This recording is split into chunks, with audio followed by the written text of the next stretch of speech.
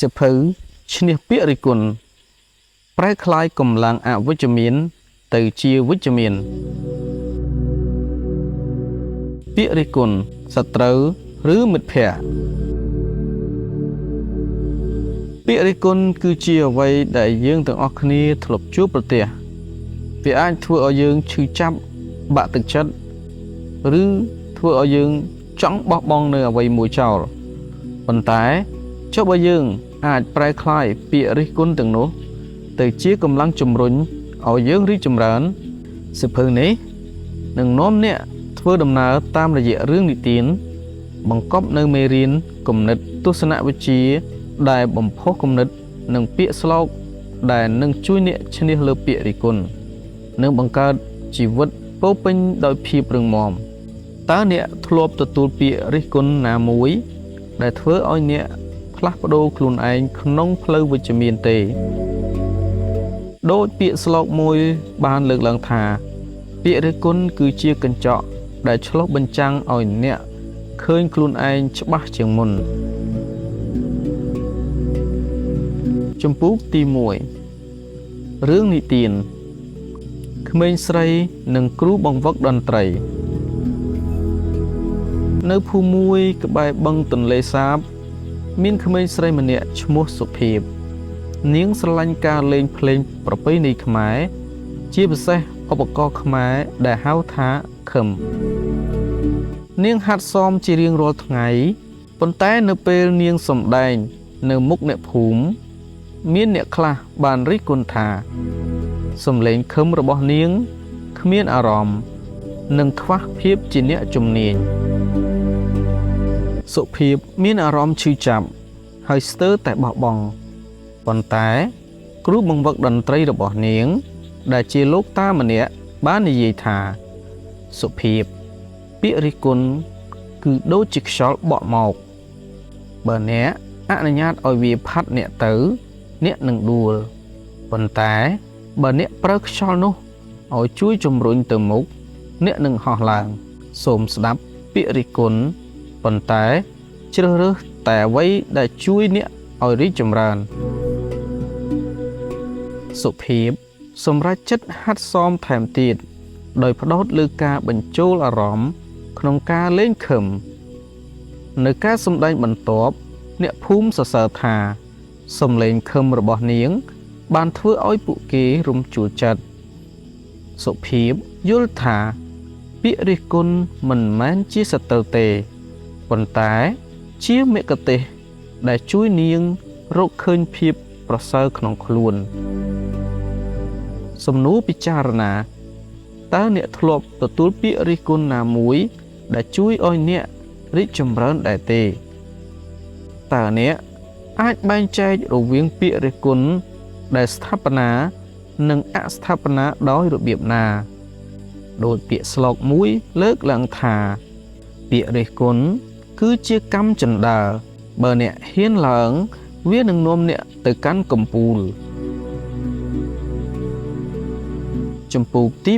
2គំនិតពិចារណាប្រែក្លាយពាក្យរិះគន់ទៅជាកម្លាំង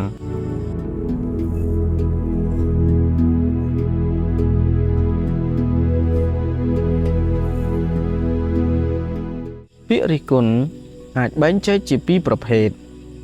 ស្ថាបនានិងអស្ថាបនាពាក្យរិះគន់ស្ថាបនាគឺជាការណែនាំដែលជួយឲ្យអ្នកកែលម្អដូចជាគ្រូបង្រៀនដែលប្រាប់អ្នកឲ្យហាត់សមបន្ថែមចំណែក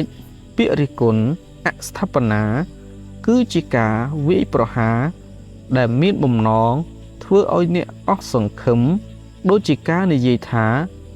អ្នកគ្មានទេពកោសល្យនោះទេទស្សនវិជ្ជាពុទ្ធសាសនាបង្រៀនថាចិត្តរបស់យើងគឺជាអ្នកសម្រេចថាតើយើងទទួលយកពាក្យរិះគន់យ៉ាងដូចម្តេចព្រះពុទ្ធបានមានបន្ទូលថាអ្នកមិនអាចបញ្ឈប់ខ្យល់មិនឲ្យបក់បានទេប៉ុន្តែអ្នកអាចកសាងផ្ទះឲ្យរឹងមាំដើម្បីទប់ទល់នឹងខ្យល់ដូច្នេះការឈ្នះពាក្យរិះគន់ចាប់ផ្ដើមពីការកសាង ភាពរឹងមាំខាងក្នុងឧទាហរណ៍នៅក្នុងសង្គមខ្មែរយើងច្រើនឮពាក្យរិះគន់អំពីរូបរាងអាជីពឬជម្រើសជីវិតប៉ុន្តែបើយើងជ្រើសរើសស្ដាប់តែអ្វីដែលជួយឲ្យយើងរីកចម្រើននិងរៀនពីកំហុសយើងនឹងអាចប្រែក្លាយពាក្យរិះគន់ទៅជាកម្លាំងសំណួរពិចារណាតើអ្នកអាចបែងចែកពាក្យរិះគន់ស្ថាបនានិងអស្ថាបនាដោយរបៀបណាតើអ្នកធ្លាប់ប្រើពាក្យរិះគន់ដើម្បីជំរុញខ្លួនឯងទៅមុខដែរឬទេដោយពាក្យស្លោកមួយលើកឡើងថាពាក្យរិះគន់គឺជាភ្លើងបើអ្នកចេះប្រើវានឹងបំភ្លឺផ្លូវរបស់អ្នកចំពុកទី3រឿងនិទានអ្នកភូមិនិងអ្នកលក់បន្លែនៅផ្សារមួយក្នុងខេត្តសៀមរាបមានអ្នកលក់ផ្លែឈើម្នាក់ឈ្មោះម៉ាក់សុខានាងលក់ផ្លែឈើស្រស់ៗដូចជាម្នាស់និងស្វាយប៉ុន្តែអតិថិជនខ្លះតែងតែរិះគន់ថាផ្លែឈើរបស់នាងមិនផ្អែមឬមានតម្លៃថ្លៃពេកពាក្យរិះគន់ទាំងនេះធ្វើឲ្យម៉ាក់សុខាមានអារម្មណ៍ថាការខិតខំរបស់នាងគ្មានតម្លៃថ្ងៃមួយមានលោកយាយម្នាក់មកទិញស្វាយហើយនិយាយថាផ្លែឈើរបស់ចៅឆ្ងាញ់ណាស់ប៉ុន្តែបើចៅអាចបន្ថែមសេវាកម្មដឹកជញ្ជូនទៅផ្ទះអតិថិជននឹងកាន់តែចូលចិត្តម៉ាក់សុខាគិតអំពីពាក្យនេះហើយសម្រេចចិត្តសាកល្បងផ្ដល់សេវាកម្មដឹកជញ្ជូនលទ្ធផលគឺអតិថិជនកាន់តែច្រើនហើយពួកគេសរសើរនាងថាជាអ្នកលក់ដែលយកចិត្តទុកដាក់ម៉ាក់សុខាយល់ថាពាក្យរិះគន់ខ្លះអាចជាឱកាសសម្រាប់ការផ្លាស់ប្ដូរនាងរៀនស្ដាប់ដោយបើកចិត្តនិងជ្រើសរើសតែអ្វីដែលជួយឲ្យនាងកែលម្អសំណួរពិចារណាតើអ្នកធ្លាប់ទទួលពាក្យរិះគន់ដែលជាឱកាសសម្រាប់ការផ្លាស់ប្ដូរដែរទេតើអ្នកអាចស្ដាប់ពាក្យរិះគន់ដោយបើកចិត្តដោយរបៀបណាដោយពាក្យស្លោកមួយលើកឡើងថាពាក្យរិះគន់គឺជាគ្រាប់ពូជបើអ្នកដាំវាដោយប្រុងប្រយ័ត្នវានឹងក្លាយជាដើមឈើនៃភាពជោគជ័យចំពុកទី4គំនិតពិចារណា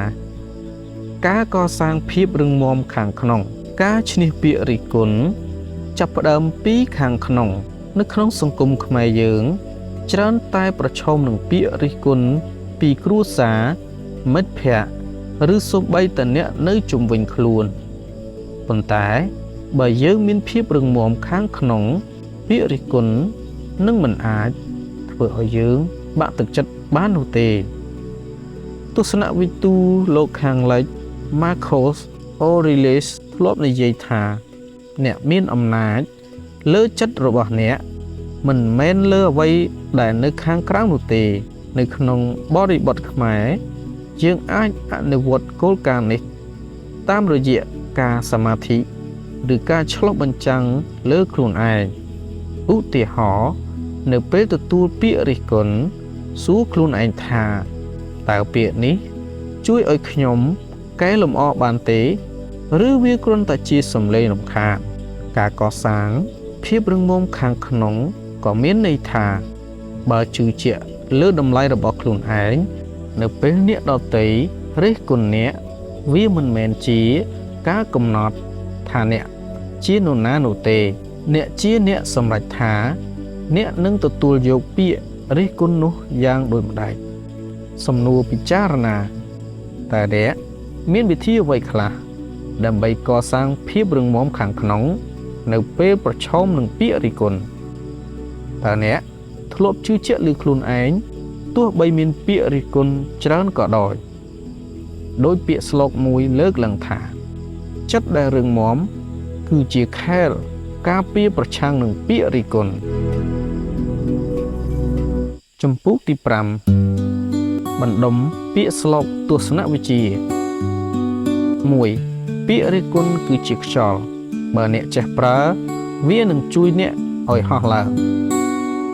2. កុំខ្លាចពាក្យរិះគន់តែចូលខ្លាចការមិនរីកចម្រើននៅពេលដែលអ្នកស្ដាប់ដោយបើកចិត្តពាក្យរិះគន់នឹងក្លាយជាគ្រូ 4. ពាក្យរិះគន់មិនអាចកំណត់អ្នកជានរណាទេតែអ្នកអាចកំណត់ថាវានឹងជួយអ្នកបានដោយរបៀបណា 5. ចិត្តដែលរឹងមាំនឹងប្រែពាក្យរិះគន់ទៅជាពន្លឺនៃភាពជោគជ័យ